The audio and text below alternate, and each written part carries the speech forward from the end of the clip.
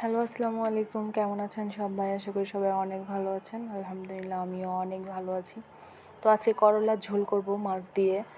সেটাই হচ্ছে আমি দেখাচ্ছি কিভাবে করতেছি আমি। তো আমি প্রথমে হচ্ছে ফ্রাই প্যানে তেল দিয়ে মাছ ভাজার জন্য বসিয়ে দিলাম। তেল গরম করে মাছ ভাজার জন্য বসিয়ে দিলাম। এটা কিন্তু মাছ কষিয়েও রান্না করা যায়। মাছ কষিয়ে রান্না করলেও এটা মজা লাগে। মাছ ভেজেও রান্না করা যায়, দুইভাবেই রান্না করা যায়। আমি আজকে মাছ ভেজে রান্না করছি। তো মাছ ভাজার জন্য ফ্রাই প্যানে বসিয়ে দিয়েছি। এখন এক পাশটা হয়ে গেলে আমি কিন্তু অপর পাশে এখন উল্টিয়ে দেব।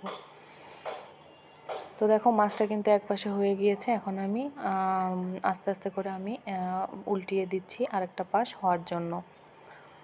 আর অবশ্যই যারা নতুন আমার চ্যানেলটাকে অবশ্যই সাবস্ক্রাইব করবে, লাইক কমেন্ট দিয়ে অবশ্যই পাশে থাকবে।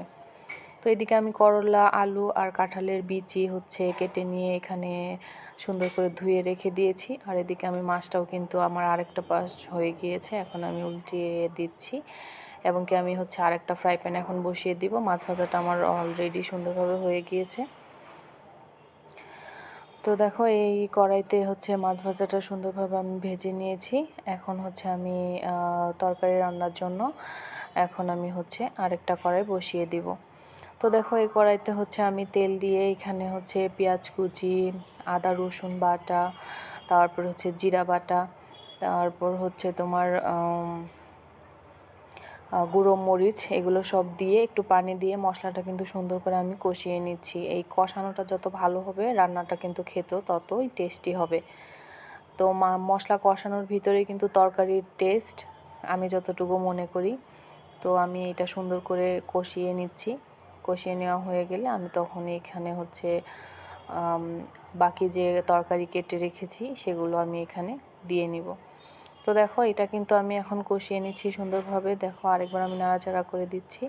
এখন কিন্তু আমি করলারগুলো তরকারি দিয়ে দিব। তো দেখো এখন আমি হচ্ছে তরকারি দিয়ে নিচ্ছি, দিয়ে আমি হচ্ছে নাড়াচাড়া করে একদম মশলাটা সুন্দরভাবে যাতে তরকারির সাথে মিশে যায় এই পর্যন্ত আমি নাড়াচাড়া করে এগুলো মিক্স করে দিব।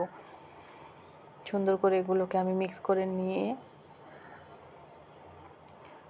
এখানে এগুলো মিক্স করে নিয়ে এখানে আমি হচ্ছে সামান্য পানি দিয়ে দিব এটা কষানোর জন্য, যাতে একটু সিদ্ধ হয়ে যায়। সেই জন্য আমি এখানে একটু পানি দিয়ে ঢাকা দিয়ে দিলাম এবং কি দেখো কিছুক্ষণ পরে এটা হচ্ছে অনেকটা সিদ্ধ হয়ে গিয়েছে সুন্দরভাবে। এখন আমি ঝোল দিয়ে দিব তরকারি একদম হওয়ার জন্য। ফাইনালি ঝোলটা আমি এখানে দিয়ে দিব।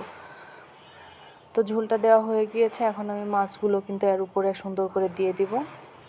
একটার পর একটা মাছগুলোকে দেখো সুন্দর করে দিয়ে দিব। এ পর্যায়ে মাছগুলো দিয়ে এখানে কিন্তু 2-3 বার হচ্ছে তুমি বলক উঠিয়ে নিলেই কিন্তু তরকারিটা হয়ে যাবে। তো দেখো আমার মাছগুলো সব দেওয়া শেষ হয়ে গিয়েছে। এখন আমি এটাকে ঢাকা দিয়ে রান্না করব বেশ কিছুক্ষণ।